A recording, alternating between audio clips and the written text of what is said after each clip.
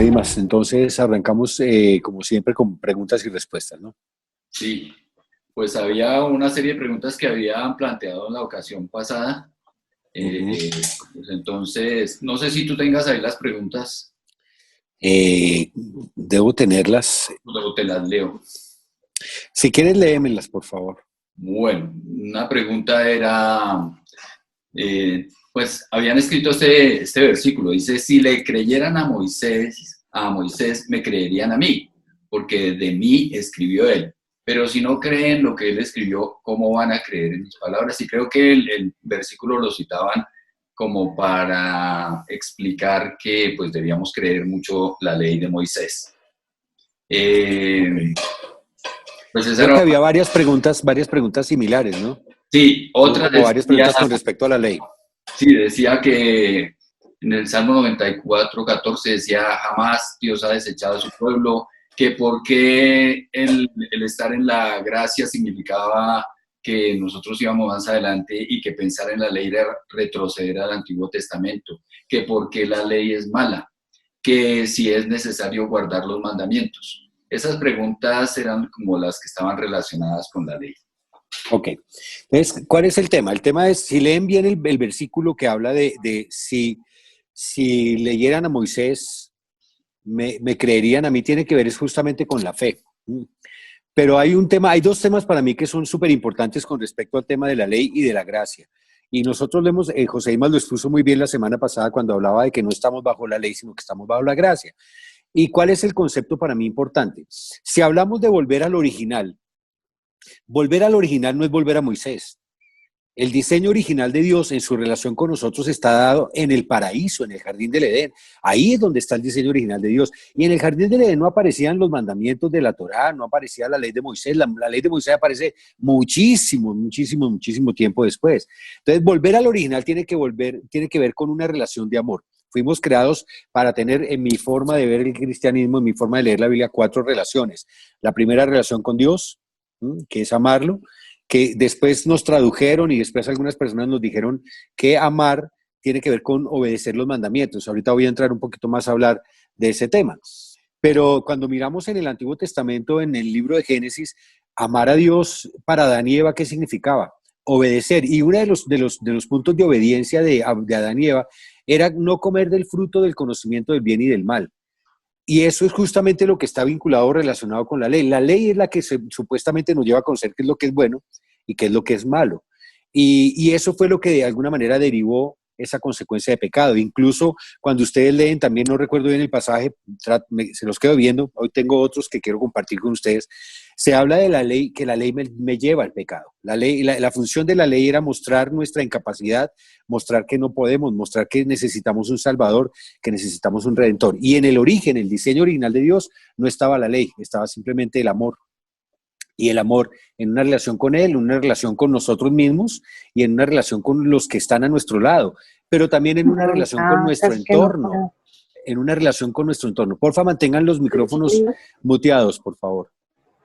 Entonces es una relación con Dios, una relación conmigo, una relación con los demás y una relación con mi entorno. Entonces, si miramos el origen, el diseño de Dios no está basado en la ley. Entonces, el tema es que también nos han hecho creer que es que seguir la ley es bueno, o seguir la ley es lo que Dios quiere, y tampoco va por ahí.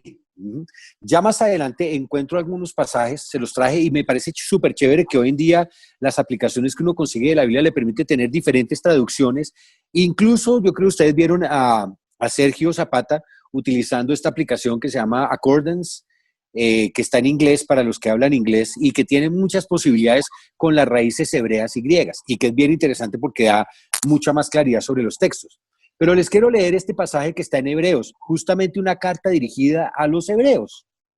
Dice, en el capítulo 13, versículo 9, dice, por eso no hagan caso de enseñanzas extrañas. Mire cómo está hablando el autor de Hebreos y lo llama enseñanzas extrañas, que no tienen nada que ver con lo que Jesucristo nos enseñó.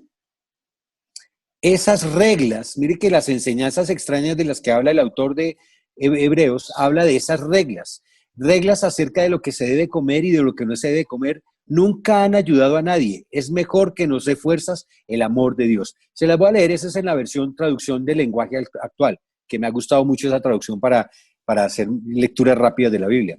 Se las voy a leer en esta que es la Nueva Versión Internacional. Dice, no se dejen llevar por ninguna clase de enseñanza extraña, de enseñanzas extrañas.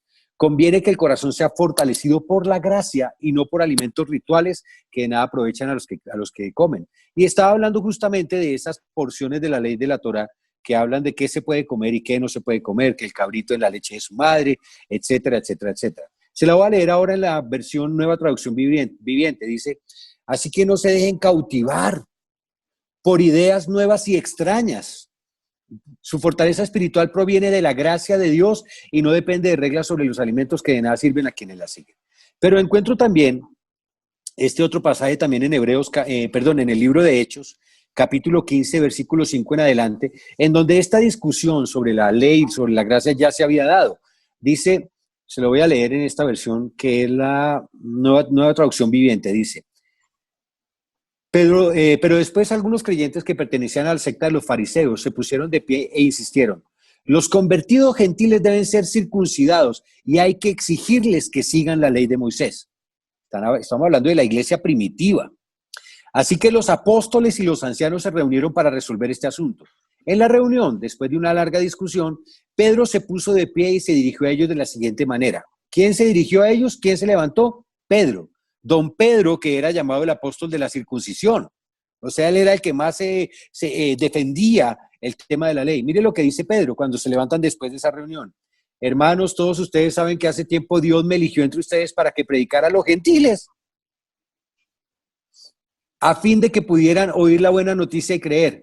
Dios conoce el corazón humano y Él confirmó que acepta a los gentiles al darles al Espíritu Santo, tal como lo hizo con nosotros. Él no hizo ninguna distinción entre nosotros y ellos, pues les limpió el corazón por medio de la fe, no de la ley. Entonces, ¿por qué ahora desafían a Dios al poner cargas sobre los creyentes gentiles con un yugo que ni nosotros ni nuestros antepasados pudimos llevar? Nosotros creemos que todos somos salvos de la misma manera, por la gracia no merecida que proviene del Señor Jesús.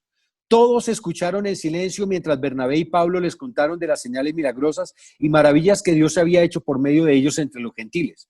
Cuando terminaron, Santiago se puso de pie y dijo, hermanos, escúchenme. Pedro les ha contado de cuánto Dios visitó por primera vez a los gentiles para tomar de entre ellos un pueblo para sí mismo. Y la conversión de los gentiles es precisamente lo que los profetas predijeron. Como está escrito, después yo volveré y restauraré la casa caída de David, reconstruiré sus ruinas y la restauraré para que el resto de la humanidad busque al Señor, incluidos los gentiles.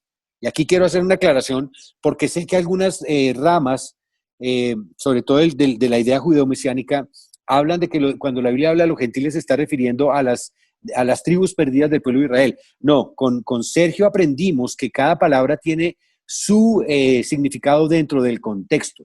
Y el contexto en el Nuevo Testamento de gentiles tiene que ver es justamente con otras naciones, es decir, aquellos que no pertenecían al pueblo de Israel, como nosotros que nacimos en Colombia, así nuestros apellidos tengan origen sefardita y toda la historia que nos meten, hemos nacido en Colombia y por lo tal somos, si no tuviéramos a Jesucristo en nuestra vida, seríamos gentiles.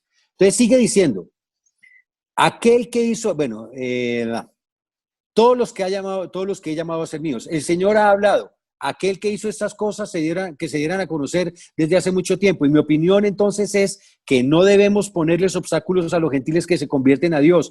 Al contrario, deberíamos escribirles y decirles que se abstengan de comer alimentos ofrecidos a ídolos, de inmoralidad sexual, de comer carne de animales estrangulados y de consumir sangre. Pues esas leyes de Moisés, mire lo que está hablando el apóstol Pedro, se han predicado todos los días de descanso en las sinagogas judías de cada ciudad durante muchas generaciones. Se los voy a leer ahora en la nueva versión internacional. Dice, entonces intervinieron algunos creyentes que pertenecían a la secta de los fariseos y afirmaron, es necesario circuncidar a los gentiles y exigirles que obedezcan la ley de Moisés. Los apóstoles y los ancianos se reunieron para examinar este asunto. Después de una larga discusión, Pedro tomó la palabra. Hermanos, ustedes saben que desde un principio Dios me escogió entre ustedes para que por mi boca los gentiles oyeran el mensaje del evangelio y creyeran. Dios, que conoce el corazón humano, mostró que los aceptaba dándoles al Espíritu Santo, lo mismo que a nosotros, sin hacer distinción alguna entre nosotros y ellos purificó sus corazones por la fe. Entonces, ¿por qué tratan ahora de provocar a Dios poniendo sobre el cuello de sus discípulos un yugo que ni nosotros ni nuestros antepasados hemos podido soportar? No puede ser. Más bien, como ellos, creemos que somos salvos por la gracia de nuestro Señor Jesús. Toda la asamblea guardó silencio para escuchar a Bernabé y a Pablo, que les contaron las señales y prodigios que Dios había hecho por medio de ellos entre los gentiles. Cuando terminaron, Jacobo tomó la palabra y dijo: hermanos, escúchenme. Simón nos ha expuesto como Dios desde el principio tuvo a bien escoger de entre los gentiles un pueblo para honrar su nombre, para honra de su nombre. Con esto concuerdan las palabras de los profetas, tal como está escrito: después de esto volveré y reedificaré la choza caída de David, reedificaré sus ruinas y la restauraré, para que busque al Señor el resto de la humanidad, todas las naciones que llevan mi nombre. Así dice el Señor, que hace estas cosas, conocidas desde tiempos antiguos. Por lo tanto, yo considero que debemos dejar de ponerles trabas a los gentiles que se conviertan a Dios. Más bien debemos escribirles que se abstengan de lo contaminado por los ídolos, de la inmoralidad sexual, de la carne de animales estrangulados y de sangre. En efecto, desde tiempos antiguos, Moisés siempre ha tenido en cada ciudad quien lo predique y lo lea en las sinagogas todos los sábados. Pero para mí es importante, o me pareció mucho más importante, leerlo en Gálatas. Y los invito a que lean Gálatas y que lo lean en diferentes versiones, porque Gálatas brinda toda la luz y toda la claridad, todo el libro de Gálatas. Voy a empezar leyendo desde el capítulo 2, algunas porciones. Versículo 16 dice: sin embargo, sabemos que una persona es declarada justa ante Dios por la fe en Jesucristo y no por la obediencia a la ley. Mire lo que está diciendo el apóstol Pablo. Y nosotros hemos creído en Cristo Jesús para poder ser declarados justos ante Dios por causa de nuestra fe en Cristo y no porque hayamos obedecido la ley. Pues nadie jamás será declarado justo ante Dios mediante la obediencia a la ley. Pero supongamos que intentamos ser declarados justos ante Dios por medio de la fe en Cristo y luego se nos declara culpables por haber abandonado la ley. ¿Acaso esto quiere decir que Cristo nos ha llevado al pecado? Por supuesto que no. Más bien soy un pecador si vuelvo a construir el viejo sistema de la ley que ya eché abajo. ¿De qué está hablando Pablo? Pablo está hablando de que lo que Jesucristo enseñó fue justamente lo contrario a cumplir o a hacer cumplir la ley. Dice: ¿acaso esto quiere decir que Cristo nos ha llevado al pecado? Por supuesto que no, está diciendo Pablo. Más bien, si un pecador vuelve a construir el viejo sistema de la ley que ya eché abajo, pues cuando intente obedecer la ley misma me condenó. Así que me morí a la ley, es decir, dejé de intentar cumplir todas sus exigencias a fin de vivir para Dios. Mi antiguo yo ha sido crucificado con Cristo. Y a mí esto me encanta porque tiene que ver justamente con el contexto del pasaje. Este versículo está en un contexto donde se está hablando de la ley y de la gracia. Y el apóstol Pablo dice: mi antiguo yo. ¿Cuál es mi antiguo yo? El que cumplía la ley. El que intentaba cumplir la ley, porque es que nadie puede cumplir la ley es imposible de cumplir, la ley trae la condenación. Así que cuando el apóstol Pablo dice: ya no vivo yo, lo que está diciendo es: ya no vivo por la ley, dice, sino que Cristo vive en mí. Así que vivo en este cuerpo terrenal confiando en el Hijo de Dios que me amó y se entregó a sí mismo por mí. Yo no tomo la gracia de Dios como algo sin sentido, pues si cumplir la ley pudiera hacernos justos ante Dios, entonces no habría sido necesario que Cristo muriera. Y sigue leyendo, o sea, a mí hay varias cosas que me parecen interesantes de Gálatas. De hecho, yo puse acá: deberíamos leer todo Gálatas. Se lo voy a leer en la traducción en lenguaje actual. Dice: cuando Pedro vino a la ciudad de Antioquía, me enfrenté a él y le dije que no estaba bien lo que hacía. Pues antes de que llegaran los judíos que Santiago envió, Pedro comía con los cristianos que no son judíos. Mire que está haciendo la claridad de quiénes son los gentiles. Pero en cuanto llegaron los judíos, dejó de hacerlo porque les tenía miedo. Pedro empezó a cumplir otra vez la ley porque le tenía miedo a los judíos, oiga, y dejó de manejar, de vivir su vida por gracia. Pero mire lo que sigue diciendo: Pedro y los judíos disimularon muy bien sus verdaderos sentimientos y hasta el mismo Bernabé les creyó. Esa conducta iba en contra del verdadero mensaje de la buena noticia. Oiga, que esa conducta de seguir cumpliendo la ley, de querer cumplir la ley y hacer obligar a la gente a cumplir la ley, va en contra del verdadero mensaje de la buena noticia. ¿Cuál es la buena noticia? El evangelio, que fue lo que vino a predicar Jesucristo. Dice: por eso hablé con Pedro delante de todos los miembros de la iglesia de Antioquía y les dije: tú que eres judío, has estado viviendo como si no lo fueras, ¿por qué entonces quieres obligar a los que no son judíos a vivir como si lo fueran? Todos nosotros somos judíos desde que nacimos y no somos pecadores como los que no son judíos. Sabemos muy bien que Dios solo acepta a los que confían en Jesucristo y que nadie se salva por obedecer la ley. Nosotros mismos hemos confiado en Jesucristo para que Dios nos acepte por confiar en Él, porque Dios no aceptará a nadie solo por obedecer la ley. Nosotros queremos que Dios nos acepte por medio de Cristo. Pero si al hacer esto descubrimos que también nosotros somos pecadores como la gente de otros países, ¿cómo vamos a pensar por eso que Cristo nos hizo pecar? Claro que no. si yo digo que la ley no sirve, pero luego vuelvo a obedecerla, demuestro que ya que estoy totalmente equivocado.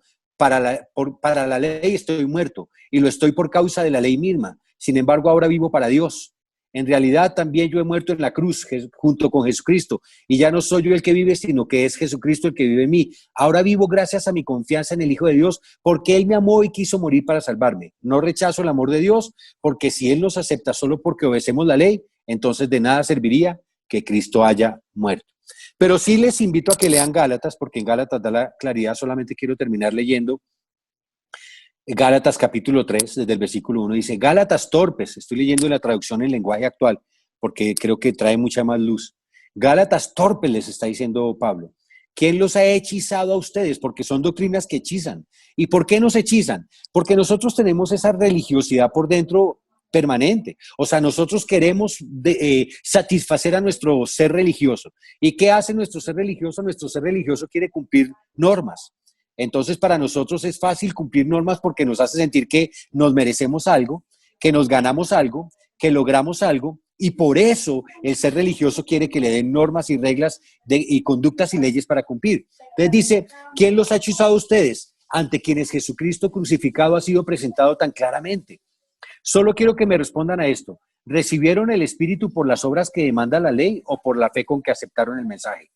¿Tan torpes son? Después de haber comenzado con el Espíritu, ¿pretenden ahora perfeccionarse con esfuerzos humanos? ¿Tanto sufrir para nada? Si es que de veras fue para nada. Al darles Dios su Espíritu y hacer milagros entre ustedes, ¿lo hace por las obras que demanda la ley o por la fe con la que han aceptado el mensaje?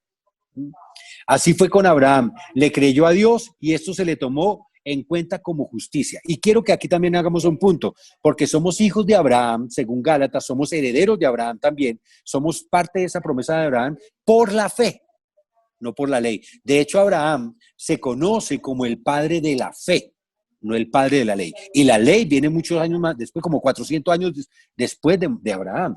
Entonces, nosotros no estamos diciendo que la ley sea mala, la ley tuvo su contexto, la ley tuvo su forma, la ley fue enviada justamente por todo lo que ocurrió con el pueblo de Israel, con el pueblo judío, pero la ley también tuvo su momento. Y después llegó la gracia. Nosotros estamos bajo la gracia. Nosotros no hemos hecho absolutamente nada para merecer el regalo tan grande que tenemos de la salvación, absolutamente nada. Fue un regalo gratis de Dios. Y por último, si usted sigue leyendo Gálatas, porque sé que también algunas personas dicen, no, es que el seguir la ley, cumplir los mandamientos de la ley es la forma de mostrarle el amor a Dios. Pero si usted lee Gálatas 5, se lo va a leer, es que esta parte me encantó, me pareció lo máximo, Gálatas 5, perdónenme un poquito que me demore en esto, pero sí me parece que es bueno que quede Cristo. Claro, dice, Cristo nos libertó para que vivamos en libertad, por lo tanto manténganse firmes, y está hablando de la libertad dada por la gracia. Y no se sometan nuevamente al yugo de la esclavitud. Escuchen bien, yo, Pablo, les digo que si se hacen circuncidar, que era parte del cumplimiento de la ley, Cristo no les servirá de nada. Esas son palabras mayores, ¿no? De nuevo declaro que todo el que se hace circuncidar está obligado a practicar toda la ley. Aquellos de entre ustedes que tratan de ser justificados por la ley han roto con Cristo. Y aquí yo tengo que escoger o Cristo o la ley. Y mire lo que sigue diciendo. Han caído de la gracia. Nosotros, en cambio, por obra del Espíritu y mediante la fe, aguardamos con ansias la justicia que es nuestra esperanza. En Cristo Jesús, de nada vale estar o no estar circuncidados. Lo que vale es la fe que actúa mediante el amor. Ustedes estaban corriendo bien.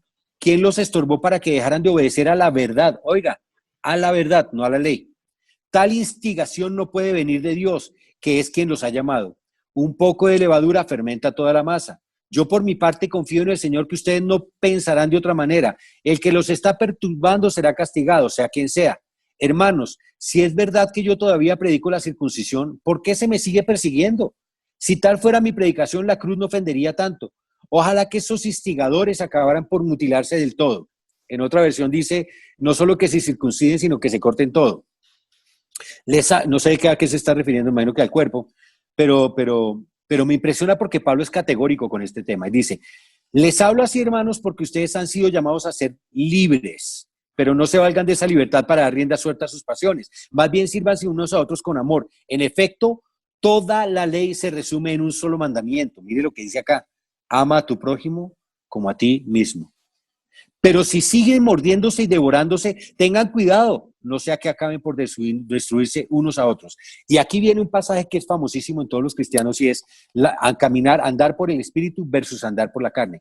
Y mire que el contexto en el que está este pasaje tiene que ver con la ley y la gracia. Y dice, así que les digo, vivan por el Espíritu y no seguirán los deseos de la naturaleza pecaminosa. Ojo, cada vez que me ponen la ley, eso es lo que explica el apóstol Pablo, que la ley lo que hace es levantar la posibilidad de pecado en mi vida. Cuando Adán y Eva no tenían conocimiento del bien y del mal, que fue el diseño original de Dios, ellos no vivían preocupados por cumplir leyes ni mandamientos, ellos simplemente amaban a Dios, se amaban entre ellos mismos y amaban la creación de Dios. Pero la ley lo que hace es mostrarme el pecado, y cuando se me muestra el pecado, quiero hacerme parte del pecado. Y mire lo que sigue diciendo. Vivan por el Espíritu y no seguirán los deseos de la naturaleza pecaminosa, porque la naturaleza pecaminosa, desea lo que es contrario al Espíritu. Y el contexto es ley versus gracia, recuérdenlo. Y el Espíritu desea lo que es contrario a ella. Los dos se oponen entre sí de modo que ustedes no pueden hacer lo que quieren. Pero si los guía el Espíritu, no están bajo la ley. Mire que el contexto es ley y gracia. Estar guiado por el Espíritu es estar bajo la gracia. Estar guiado por la carne es estar guiado bajo la ley, dice. Las obras de la naturaleza pecaminosa se conocen bien: inmoralidad sexual, impureza, libertinaje, idolatría, brujería, odio, discordia, celos, arrebatos de ira, rivalidad, disensiones, sectarismos y envidia, borracheras, orgías y otras cosas parecidas. Les advierto ahora, como antes lo hice, que los que practican tales cosas no heredarán el reino de Dios. En cambio, el fruto del Espíritu, y vuelvo a recordarles, ¿cuál es el contexto?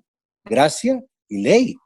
Mire lo que está diciendo acá. La gracia es la que me permite a mí caminar en el Espíritu, en el fruto del Espíritu, que es amor, alegría, paz, paciencia, amabilidad, bondad, fidelidad, humildad y dominio propio. No hay ley, vuelve a ver el contexto, ¿no?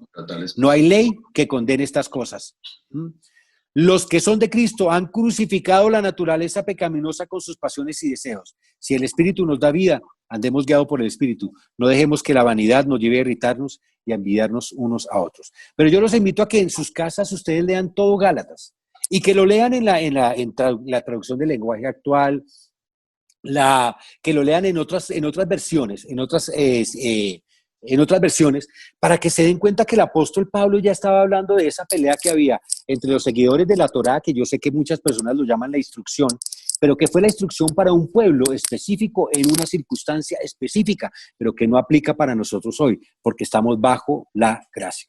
Entonces, los invito a que busquen Gálatas, que lo lean en diferentes versiones, para que puedan tener un poco más de claridad sobre el tema. Yo sé que, miren, ustedes van a encontrar que el apóstol Pablo habla también, no solo de los alimentos, porque les puse solo un ejemplo de los alimentos, hay otra porción también en donde el apóstol Pablo dice que nadie los juzga a ustedes con días de celebración, porque es que yo sé que también le dicen que si no celebra el Shabbat, y que el Shabbat tiene que ser apenas arranca la primera estrella que sale el viernes en la tarde hasta la primera estrella que aparece esa, y mejor dicho, si usted no celebra el Shabbat en ese día, en ese tiempo, en ese momento, usted está, mejor dicho, condenándose y está llenándose de culpa, que tampoco es un instrumento ni una arma de Dios para transformarnos. Y el apóstol Pablo dice, le está hablando a un pueblo entero diciéndole que nadie lo juzgue por días de celebración o días de fiesta. Está hablando también de la celebración de las fiestas, Pablo. Dice que nadie lo juzgue, o sea, si usted quiere celebrarlas, que bien por usted, si no quiere celebrarlas, nadie lo tiene por qué juzgar, porque eso no le da a usted absolutamente nada en salvación. La salvación fue un regalo gratis de Dios y esa salvación se va determinando nuestro caminar con Él en la forma en que nosotros manejamos bajo el Espíritu y no bajo la ley. No sé si quieres complementar, José. No, muchísimas gracias, Andrés. No, pues yo creo que no tengo mayor cosa que decir al respecto porque fue pues muy clara tu explicación.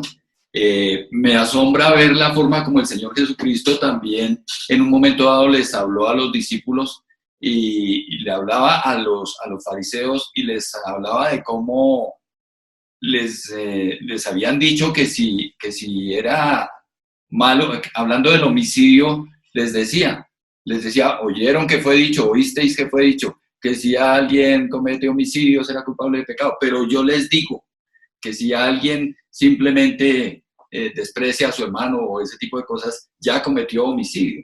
Entonces, ¿estaría el Señor subiéndole el estándar ahí a la ley? No, simplemente nos estaba diciendo, ¿de verdad quieren cumplir la ley? Porque es que la ley, si vamos a la minucia, implica todo esto. ¿Están seguros que la quieren cumplir?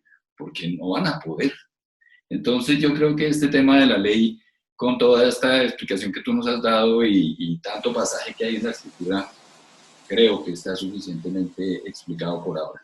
Sí, hay un punto importante con el que quiero cerrar, perdóname José Dimas, Dale. que tiene que ver con cuando ustedes leen los evangelios, ustedes se van a dar cuenta qué fue lo que Jesús enseñó. Porque lo que Jesús enseñó fue justamente ama a Dios y ama al prójimo. Todo lo que Jesús enseñó fue amar. Si tu burro se cae en una zanja del Shabbat porque es Shabbat, entonces no lo sacas. Y está hablando incluso de amor por las bestias, está hablando incluso de amor por la creación. Entonces, el mensaje de Jesús es el mensaje del amor. De hecho, Jesucristo llegó a decirles y nos declaró a nosotros ese mensaje, ¿no? Un mandamiento nuevo les doy, que se amen los unos a los otros, como yo los he amado. Un mandamiento, el mandamiento del amor. Lo que Jesucristo vino a enseñar fue justamente el amor. Ahora, vuelvo y les digo, nos han dicho que es que el amor se demuestra en acciones y es que yo no solamente tengo que decir amor y amor y amor, claro, pero por eso leímos lo de Gálatas. ¿Cómo demuestro el amor? De una forma pragmática. Hombre, siendo humilde, siendo bondadoso, siendo generoso, siendo amoroso, siendo una persona incluso alegre. Eso es una forma de mostrar el amor también, no solamente con Dios, sino con las personas que me rodean y conmigo mismo. Esa es la ley que Dios quiere que nosotros vivamos. Y cuando ustedes miran todo el resto del mensaje de Jesucristo, el mensaje de Jesucristo son formas prácticas de amar.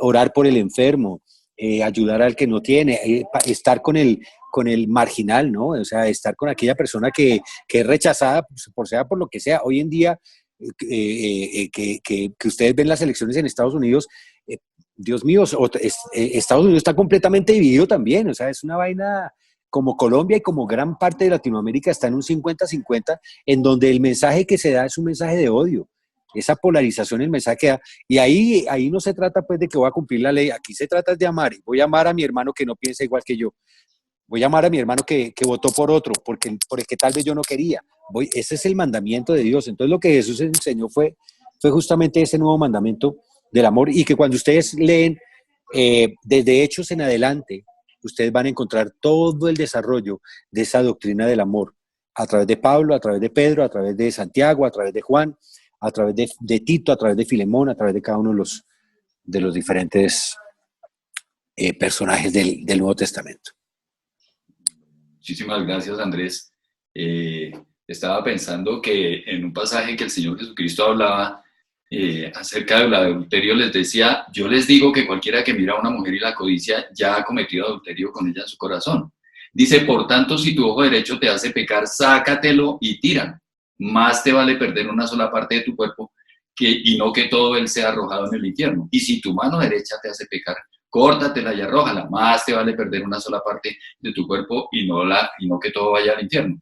O sea, el Señor explicándonos que si realmente queremos ir a la minucia de la ley, pues va a ser muy difícil. Y si nosotros realmente y pensamos que personas que están interesadas en el cumplimiento de la ley, a ver, estuvieran dispuestas a cumplir la ley, pues estaría llena la iglesia de mancos, de cojos, de personas mutiladas, de tuertos, porque pues eso es lo que hay que hacer. Entonces creo que lo de la ley con esto queda más que bien aclarado. Es que José Dimas, mira, si tú miras los 10 mandamientos se resumen en ese amor. ¿Por qué no debo codiciar a la mujer del prójimo? Porque tengo que amar a mi prójimo, porque me tengo que amar a mí mismo, ¿sí? Cuando habla, por ejemplo, de celebrar el Shabbat, es celebrar el día de reposo y es una enseñanza que todos tenemos que cumplir, de tener un día de reposo, tener un día de descanso, tener un día de poder desconectarnos de todo lo que pero no tiene que ser necesariamente y obligatoriamente un sábado. Entonces nosotros los que trabajamos estamos entonces rompiendo el mandamiento pues porque trabajamos un sábado. O los que vivimos en Occidente estamos rompiendo el mandamiento porque trabajamos el sábado, cuando en mi caso mi día de descanso es el lunes. Y el lunes yo practico mi Shabbat, no de la forma judía, porque yo sí utilizo la estufa, yo sí cocino, a mí me gusta, o sea, yo no creo que sea pecado pues usar el ascensor, ¿sí me entiendes? Pero sí tomo un tiempo para descansarme, yo no respondo correos electrónicos el lunes, a muy pocas personas le respondo el chat, que se han molestado, Natalia sobre todo, que no le contesto el chat del lunes, no mentiras, es una broma, pero sí es como que trato de desconectarme un poco de mi rutina diaria, Eso tiene que ver con el Shabbat, eso no tiene que ver con que sea un día en específico. ¿Por qué no debo robar? Pues por amor. ¿Por qué no debo mentir? Pues por amor. Es el mensaje de Jesús, es el amor. Ahí sí no sigo más porque si no, no paro nunca. Bueno, muchísimas gracias. Vamos a continuar entonces con el tema que traíamos y pues vamos a continuar con el tema de los pactos, que era lo que estábamos trabajando en la ocasión pasada. Bueno, permítanme un segundito, me ubico acá. Ahí estamos ya. Bien. Bueno, hablábamos un poco acerca de los tiempos en el comienzo de la semana anterior y entonces hoy vamos a continuar hablando un poquitico sobre eso y seguimos con los pactos. Quería compartirles este pasaje que se encuentra en Primera de Tesalonicenses 5, del 1 al 11. Dice, ahora bien, hermanos, ustedes no necesitan que se les escriba acerca de los tiempos y fechas, porque ya saben que el día del Señor llegará como ladrón en la noche. Cuando estén diciendo paz y seguridad, vendrá de improviso sobre ellos la destrucción, como le llegan a la mujer encinta los dolores de parto. De ninguna manera podrán escapar. Ustedes, en cambio, hermanos, no están en la oscuridad para que ese día los sorprenda como un ladrón. Todos ustedes son hijos de la luz y del día. No somos de la noche ni de la oscuridad. No debemos, pues, dormirnos como los demás, sino mantenernos alerta y en nuestro sano juicio. Los que duermen, de noche duermen, y los que se emborrachan, de noche se emborrachan.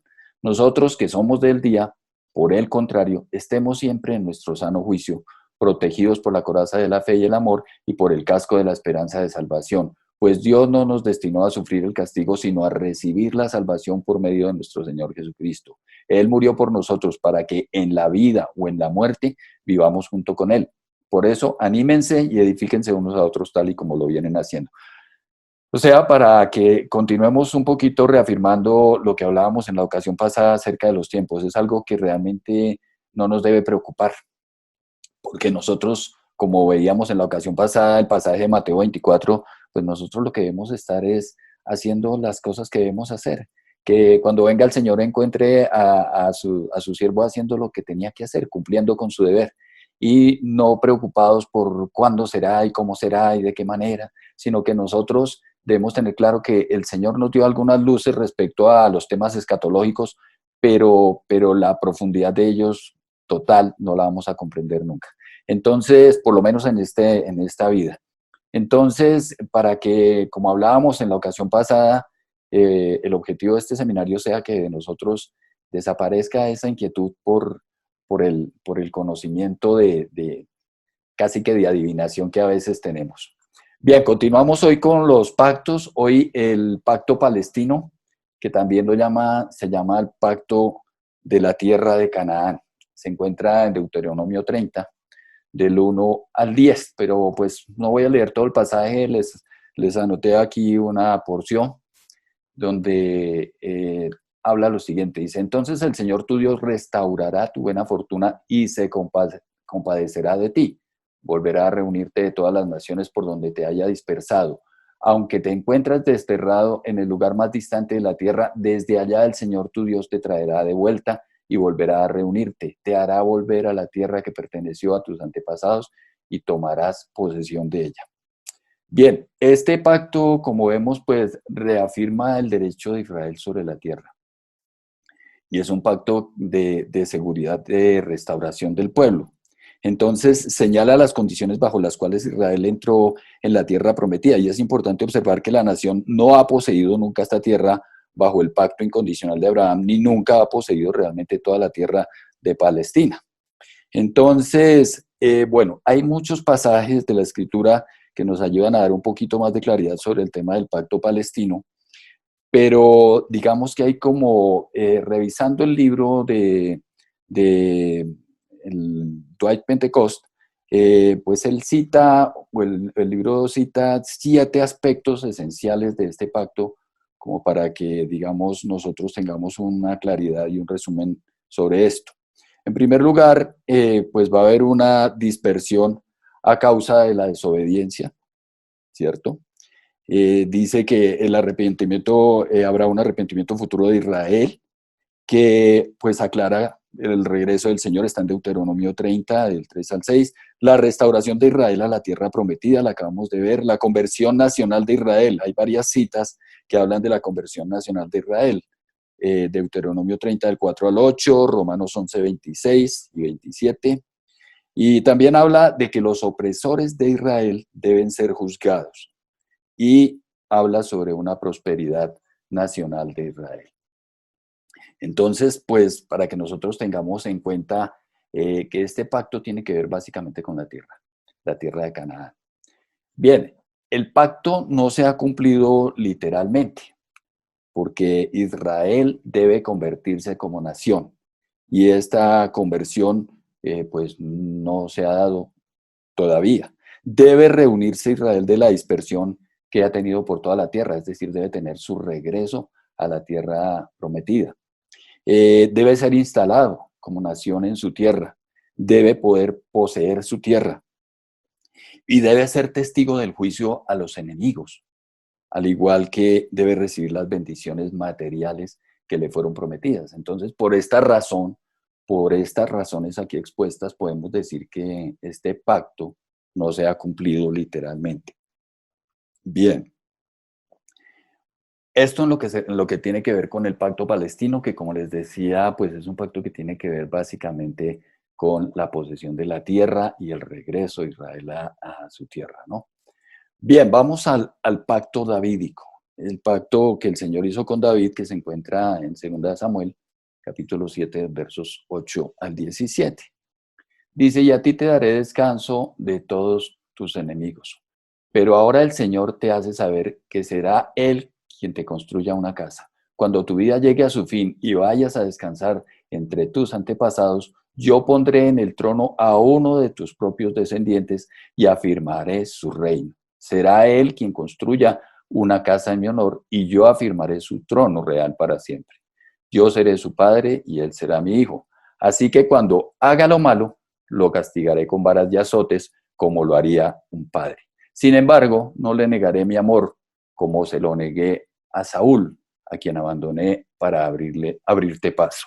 Tu casa y tu reino durarán para siempre delante de mí. Tu trono quedará establecido para siempre. Esto es, en esencia, lo que tiene que ver con el pacto davídico, es decir, confirma las promesas de descendencia e implica el reino glorioso de Cristo, porque de la descendencia de David, y como lo veíamos en la ocasión pasada, lo miramos, pues vino el Señor Jesucristo. Fue anunciado proféticamente, como ya lo habíamos expuesto, y hay que tener en cuenta pues algunos aspectos para considerar. Primero, que David tendría un hijo quien lo sucedería y establecería su reino. También que como a David no se le permitió construir un templo por ser hombre de guerra, lo haría su hijo Salomón. El reinado de su descendencia sería para siempre. Este es un aspecto fundamental de este pacto davídico, que el reinado de la descendencia de David sería un reinado para siempre, y por supuesto que está hablando del Señor Jesucristo. La casa, el reino y el trono serían establecidos por siempre. Entonces, esto, digamos, son aspectos esenciales que hay que tener en cuenta con respecto al pacto davídico. Ahora, hay unas promesas acá, que son 3 aspectos esenciales: reino, casa y trono. En cuanto al reino, pues se refiere a un reino político sobre Israel. La casa se refiere a la descendencia física de David, que será real para siempre, o sea, estará reinando para siempre. Y en cuanto al trono, pues se refiere a dignidad y poder, y por supuesto que el pacto davídico se cristaliza o se culmina en la persona del Señor Jesucristo. Bien, hay que mirar las implicaciones escatológicas de este pacto davídico. Entonces, hay que tener en cuenta algunos aspectos que son esenciales, o sea, son consideraciones importantes en cuanto a este pacto, en lo que al asunto escatológico se refiere. Entonces, hay que mirar que algunos aspectos de este pacto ya fueron cumplidos en Salomón, pero hay aspectos de tipo escatológico que están pendientes. Israel debe ser preservado como nación. Israel debe ser establecido en la tierra de su herencia. Jesucristo, como descendiente de David, debe regresar a la tierra físicamente para reinar, y todos sabemos que estamos esperando la segunda venida del Señor. Debe constituirse un reino terrenal literal para que reine el Mesías. Y el reino llegará a ser eterno. Entonces, hay que tener en cuenta que las promesas escatológicas confirman un trato especial para el pueblo escogido de Dios. Bueno, en cuanto al nuevo pacto, si voy muy rápido me dicen, creo que a veces me acelero un poquito. En cuanto al nuevo pacto, está en Jeremías 31, del 31 al 34, también encontramos en Hebreos 8, del 8 al 12, dice, vienen días, afirma el Señor, en que haré un nuevo pacto con mi pueblo, con el pueblo de Israel y con la tribu de Judá. No será un pacto como el que hice con sus antepasados el día en que los tomé de la mano y los saqué de Egipto, ya que ellos lo quebrantaron a pesar de que yo era su esposo, afirma el Señor. Este es el pacto que después de aquel tiempo haré con el pueblo de Israel, afirma el Señor. Pondré mi ley en su mente y la escribiré en su corazón. Yo seré su Dios y ellos serán mi pueblo. Ya no tendrá nadie que enseñar a su prójimo, ni dirá nadie a su hermano, conoce al Señor, porque todos, desde el más pequeño hasta el más grande, me conocerán, afirma el Señor. Yo les perdonaré su iniquidad y nunca más me acordaré de sus pecados. Bueno, este nuevo pacto, que lo vamos a mirar un poquito en detalle, tiene algunas aplicaciones, y aquí hablamos de dos. Una, la que tiene que ver con Israel en el futuro, y la otra que tiene que ver con la iglesia ahora. Entonces, es importante que nosotros tengamos en cuenta que la iglesia se ve involucrada o se ve beneficiada, por decirlo así, de las implicaciones de estos pactos. Hay que hacer algunas consideraciones relacionadas con este pacto.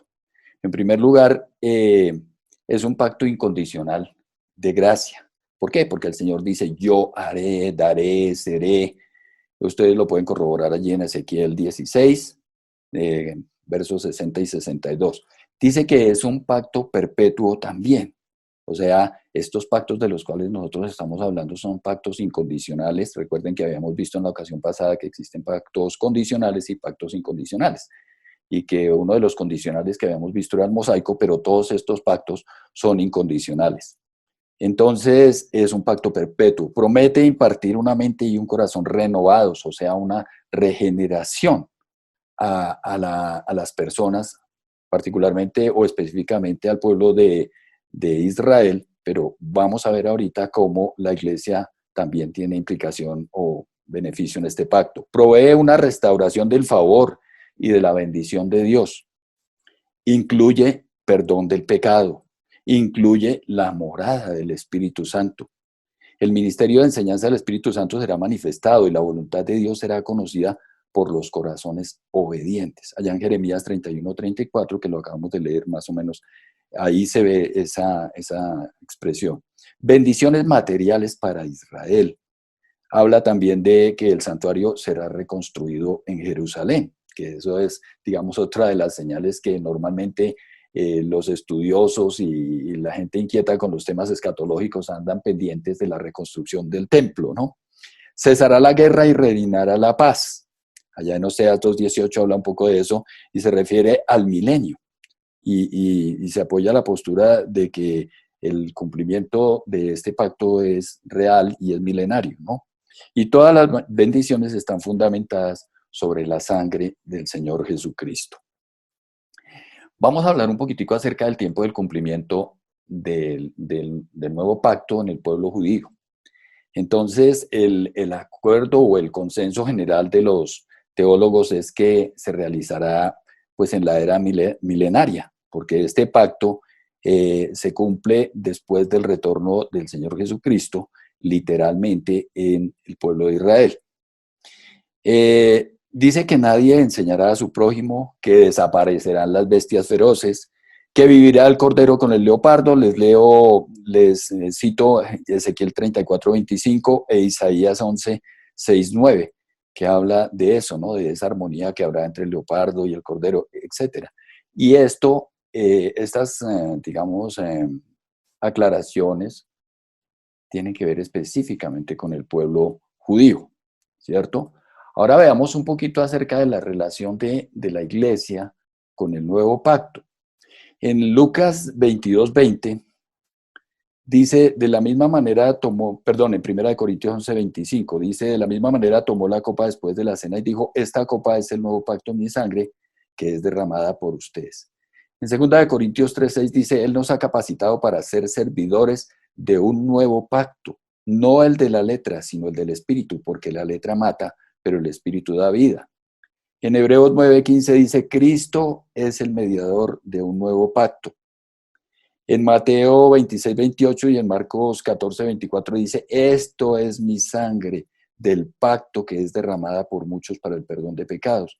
Y en Hebreos 12:24 que dice que Jesús es el mediador de un nuevo pacto.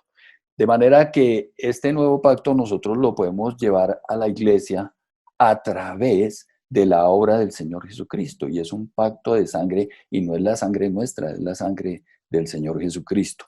Entonces digamos que en ese orden de ideas la iglesia participa también de este nuevo pacto, aunque como les aclaramos desde el principio, todos los pactos fueron hechos con el pueblo de Israel, con el pueblo judío, pero estos pactos benefician, afectan a la iglesia porque la iglesia fue injertada, como lo dice la escritura, fuimos injertados en el olivo. Nosotros que éramos olivo silvestre fuimos injertados en el olivo real. Y por supuesto, pues de esa manera la iglesia entra a participar de este nuevo pacto. Veamos algunas implicaciones escatológicas de este nuevo pacto. Israel debe poseer la tierra de Palestina preservada como nación. Debe haber una conversión nacional de Israel. Debe experimentar ese pueblo la conversión total. Debe ser regenerado. Debe recibir perdón de sus pecados e implantación de un nuevo corazón. Debe experimentar el derramamiento del Espíritu Santo, santidad y plenitud de conocimiento para enseñar a otros. Debe recibir bendiciones materiales de la mano del rey. Palestina debe ser reclamada, reconstruida y hecha el centro de una nueva tierra llena de paz. El Mesías mismo vendrá personalmente a salvar, restaurar y bendecir a Israel. Entonces, esto como para tener en cuenta con respecto al nuevo pacto, para que, digamos, haya un poquito más de claridad sobre esto y sobre las implicaciones escatológicas, es decir, lo que nosotros estaríamos pendientes por ver que ocurra, ¿cierto? Bien, aquí hay unos rasgos esenciales de los pactos, es decir, en general de todos los pactos. Primero que todo, tenemos que tener en cuenta que estos pactos de los que hemos hablado son incondicionales y son eternos. Entonces, aquí figuran varias cosas como comunes, como generales entre ellos. Una nación perpetua, una tierra perpetua, un rey perpetuo, un trono perpetuo, un reino perpetuo, un nuevo pacto y bendiciones perdurables. Por supuesto que el personaje principal en cuanto al rey perpetuo, al trono perpetuo y al reino perpetuo, al nuevo pacto, pues es el Señor Jesucristo. Entonces nosotros no debemos desconocer que estas cosas están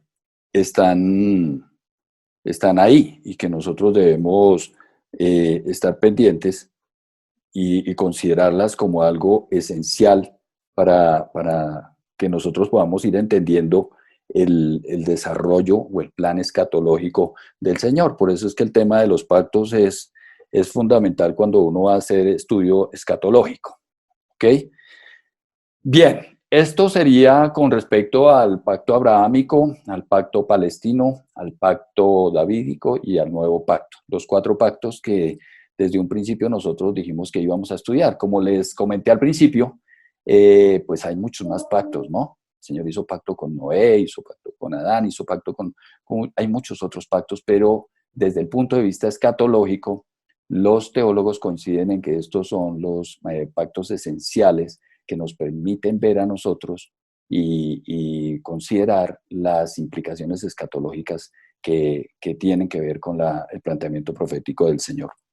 Bien, vamos a continuar con otros temas, aunque ya nos queda poquito tiempo, pero vamos a dar inicio al tema de las dispensaciones. Y vamos a avanzar hasta donde nos den las 7, ahí paramos. El tema de las dispensaciones, que es un tema esencial y que nos ayuda a comprender a nosotros muchísimo el desarrollo escatológico o el plan escatológico del Señor. Y para ello, pues, primero que todo veamos, pues, qué son las dispensaciones. Entonces, estas dispensaciones realmente consisten en la identificación de periodos, de etapas de tiempo que se caracterizan por un propósito revelado por el Señor en cada uno. Cada periodo está delimitado o termina con un juicio. Es un sistema de interpretación literal de la Biblia. Aquí, con respecto al tema de las dispensaciones, pues hay muchísimas consideraciones, muchísimas discrepancias también, muchísima polémica, porque muchas denominaciones dicen, no, nosotros no somos dispensacionalistas, o sí, pero nosotros lo estamos mirando desde el punto de vista de que nos permiten tener una visión general de lo que ha sido el plan del Señor desde el principio, cómo comenzó, qué ha hecho y hasta dónde va. Entonces, es un sistema de teología que nos ayuda a nosotros a interpretar, y este sistema tiene pues 2 características principales. Una consistente en la interpretación literal de la Escritura, especialmente de la profecía bíblica, y otra, una distinción que hace las personas que, digamos, han hecho el estudio dispensacionalista, hacen una distinción muy grande entre lo que es Israel y lo que es la iglesia dentro del programa de Dios. El problema es tratar a veces de meter al Señor en tiempos finitos, siendo que el Señor es un Dios infinito. Pero igual nos va a servir a nosotros para poder comprender. Entonces, como les decía, son etapas, son periodos, son tiempos específicos, y tengamos en cuenta que lo que han establecido los estudiosos de las dispensaciones es que termina con un juicio. Entonces hay que mirar cómo es que esos juicios delimitan cada una de las dispensaciones. Las 7 dispensaciones son estas. Primero está la inocencia, que es la que llaman edénica, la conciencia, la antediluviana, el gobierno humano, posdiluviana, la promesa, patriarcal, la ley, la parte legal, la gracia, que es la dispensación que nosotros estamos viviendo, es la eclesiástica, o sea, de la iglesia, y el reino, que es la mesiánica. Entonces, para tener en cuenta, estas son las 7 dispensaciones. Para poder entender y poder tener un poco de claridad al respecto, lo mejor es ir estudiando una por una. Y entonces vamos a entrar a hacer un análisis corto, no muy largo, de cada una de las dispensaciones, y me voy a estar apoyando en un material que seguramente todos conocen y se lo mencioné la vez pasada, que se llama El Panorama de la Biblia, que es un folleto que produjo la Casa Paulina, la editorial Paulina. ¿La editorial qué? Sí, es Paulina, creo que sí. Bien, entonces, la Casa Bautista, perdón, la Casa Bautista de Publicaciones. Entonces, vamos a entrar a mirar una por una. Entonces, vamos a estudiar. La primera es la que se llama la inocencia. Este periodo va desde la creación del universo hasta la caída en el pecado y la expulsión. ¿Listos? Y su juicio, pues, es precisamente ese, la expulsión. Aquí hay una cantidad de hechos destacados. Ahí está la situación de Caín y Abel, las generaciones de Seth, la iniquidad del mundo, la simiente de los justos, bueno, el diluvio, etc. Entonces, miren ustedes, aquí está la forma como lo plantea la... Oh, se me perdió. Dame un segundito, lo busco acá. Como lo plantea la versión de la editorial Bautista. Entonces ellos lo plantean de esta forma, y pues ahí pueden ver ustedes pues todos y cada uno de los eventos y cómo se van sucediendo. Entonces fíjense ustedes, ahí aparece, pues está aquí Adán y Eva, aparecen, la creación del hombre, que es, digamos, como inicia, ¿no?, con la creación del hombre. y empiezan a hacer, se aclara cómo fueron creados en inocencia, prevenidos acerca de las consecuencias del pecado. Se habla del árbol de la ciencia del bien y el mal y del árbol de la vida, ¿cierto? Y hay una cantidad, digamos, como de sucesos, de acontecimientos que se presentan allí, que bien vale la pena tener en cuenta y pues para considerarlos y para tenerlos presentes. Aquí está la tentación, vino el pecado, vino la maldición y la caída del hombre en una maldición, y vino, por supuesto, la promesa que está en Génesis 3:15, ¿no es cierto? La simiente de la mujer redimirá al hombre caído por la maldición. Entonces, ¿qué hay allí? Pues está la creación del hombre, la tentación, la caída de castigo, la promesa y la expulsión, que es como el juicio en el cual termina este proceso, digamos, esta primera fase. Bien, después viene la conciencia, el periodo de la conciencia, que va desde la expulsión hasta el diluvio. Ese juicio es el diluvio. Bien, entonces, esto viene de la siguiente manera para que lo vayamos viendo. Pues está explicado así en ese folletico de la Casa Bautista. Entonces, ahí ven ustedes cómo pues, se presenta la problemática que hubo entre Caín y Abel, ¿cierto? Vienen pues ahí todos los descendientes de Set, ¿cierto? Que fue el primero de los hijos de Adán, ¿cierto? Y viene toda la descendencia desde Enos, Cainán, Mahalaleel, Jared, Enoc, que la habíamos visto en la ocasión pasada, hasta que llega aquí a Noé, y ahí aparecen sus 3 hijos, que son Sem, Cam y Jafet. Y pues vienen ellos digamos, como que a advertir lo que iba a pasar, y pues estamos haciendo un recuerdo de todo lo que estaba ocurriendo y cómo el Señor le manda a construir el arca, y con el arca, pues bueno, viene todo lo que ya todos conocemos acerca del diluvio y demás aspectos. Bien, después viene una tercera dispensación que se llama la del gobierno humano. En esta dispensación, pues también hay algunos aspectos relevantes que tomar en cuenta. Va desde el diluvio hasta la dispersión de Babel, y pues seguramente ustedes recordarán todo eso. Vamos a hacer un recorderis rápido. Para el gobierno humano, ¿cierto? Ahí están los tres descendientes de Noé, Sem, Cam y Jafet, y cómo por la descendencia de Sem, por la línea de Sem, es que se forma el pueblo semítico, ¿cierto? Que está aquí, pueblo semítico. Y cómo es que, bueno, pues aquí ocurre lo de la construcción de la famosa torre, ¿cierto? La torre de Babel, y vino la confusión de las lenguas, la dispersión, y termina con ese juicio, el juicio que hubo sobre Babel, que fue cuando el Señor les confundió las lenguas y demás. Bien, nos están dando las 7 en punto. Vamos a dejar por hoy hasta...